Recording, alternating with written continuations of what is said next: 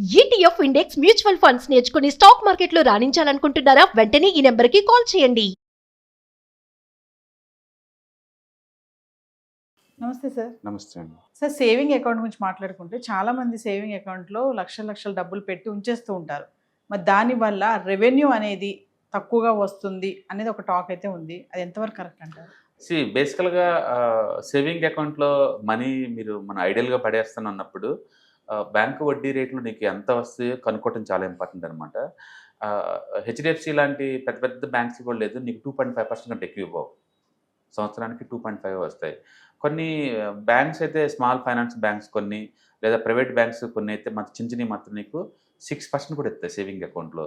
కాబట్టి ఏదైనా బ్యాంక్ కనుక సేవింగ్ అకౌంట్ అయినా షార్ట్ టర్మ్ డిపాజిట్స్కైనా మోర్ ఆర్ లెస్ ఒకే రకమైన రిటర్న్స్ వచ్చేలాగా ఉన్నాయి అనుకోండి, మీరు ఎన్ని లక్షలు వేసి వదిలేసినా సరే నీకు రిటర్న్స్ బాగానే వస్తున్నాయి కదా, ఉంచుకోవచ్చు. కానీ మెజారిటీ బ్యాంకులు మాత్రం సేవింగ్ అకౌంట్కి 5 to 6% చొప్పున ఇవ్వవు. కాబట్టి ఒకసారి చెక్ చేసుకోండి. బ్యాంకు వడ్డీ రేట్లు మనం చెక్ చేసుకొని అది కనుక equivalent of the short term డిపాజిట్లు అంత కనుక ఇస్తే కనుక మనం దాంట్లో కంటిన్యూ చేసుకోవచ్చు. రెండోది, బ్యాంకులో డబ్బు ఉండడం వల్ల ఏంటంటే ఎమర్జెన్సీ నీడ్స్ కోసం వాడుకోవచ్చు. ఏదైనా ఎమర్జెన్సీ వచ్చినా వాటికి మనం వాడుకోవడానికి ఛాన్స్ ఎక్కువ ఉంటుంది. కాబట్టి బ్యాంకులో ఖాళీగా ఉన్న డబ్బుని ఒకటి ఎమర్జెన్సీ ఫండ్ లాగా వాడుకోవచ్చు. వడ్డీ రేట్లు కనుక 5 to 6% కనుక ఇచ్చేలాగుంటే సేవింగ్ అకౌంట్లో కూడా మనం డబ్బుని కంటిన్యూ చేసుకోవచ్చు. బట్ గుర్తుపెట్టుకోండి, 10 లక్షల కంటే ఎక్కువ బ్యాంక్ అకౌంట్లో ఖాళీగా ఉంచామనుకోండి, ఐటీ నోటీసులు వస్తాయి మీకు. 10 లక్షలు దాటి సేవింగ్ అకౌంట్లో ఉంచకూడదు. 10 లక్షలు దాకా ఉన్నాయంటే నోటీస్ వస్తుంది. అండ్ ఆ వచ్చే వడ్డీ మీద కూడా TDSలు పడతాయి 10% దాకా. కాబట్టి ఇలాంటివి మనం కన్సిడర్ చేసుకోవడం బెటర్. దాని బదులు పెద్ద ఎత్తున బ్యాంకులో డబ్బు ఉంచే బదులు వడ్డీని ఫైండ్ అవుట్ చేసుకోండి ఒకసారి. వడ్డీ కనుక బాగానే వస్తుందంటే పర్వాలేదు. మరీ 2లు 3లు వస్తున్నాయి అనుకోండి, బెస్ట్ ఏంటంటే liquid ETFs, liquid mutual funds దొరుకుతాయి అనమాట. అందులో ఇన్వెస్ట్ చేయడం ద్వారా మనకి 6 to 7% వచ్చే ఛాన్స్ ఉంది.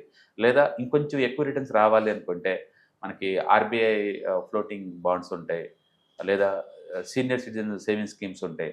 అందులో మీకు 8% దాకా వస్తుంటాయి యావరేజ్ మీద. ఇంకా ఎక్కువ రావాలనుకుంటున్నారా, అప్పుడు కంపెనీస్ ఎన్సీడీ అంటే నాన్ కన్వర్టబుల్ డిబెంచర్స్ అని ఇస్తారు అనమాట. 10 to 12% దాకా కూడా ఇస్తాయి. వాటిలో ఇన్వెస్ట్ చేసుకోవచ్చు. కాబట్టి మీకున్న నాలెడ్జ్ని బట్టేసి మీకు ఎంత ఫిక్స్డ్ ఇన్కమ్ కావాలి, ఎప్పుడు కావాలని దాన్ని బట్టేసి మనం ఉంచుకోవచ్చు అనమాట. పెద్ద ఎత్తున మనీ బ్యాంకులో ఉంచేటప్పుడు మాత్రం ఒక్కసారి వడ్డీ ఎంత ఇస్తారని చెక్ చేసుకోండి.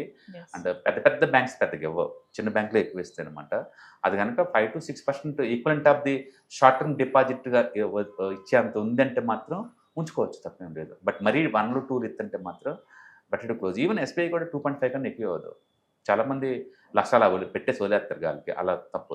దాని బదులు మనం మ్యూచువల్ ఫండ్స్లోనో లేకపోతే ఇంకో దాంట్లో పెట్టుకోవడం ద్వారా ఎక్కువ రిటర్న్ జనరేట్ చేయొచ్చు.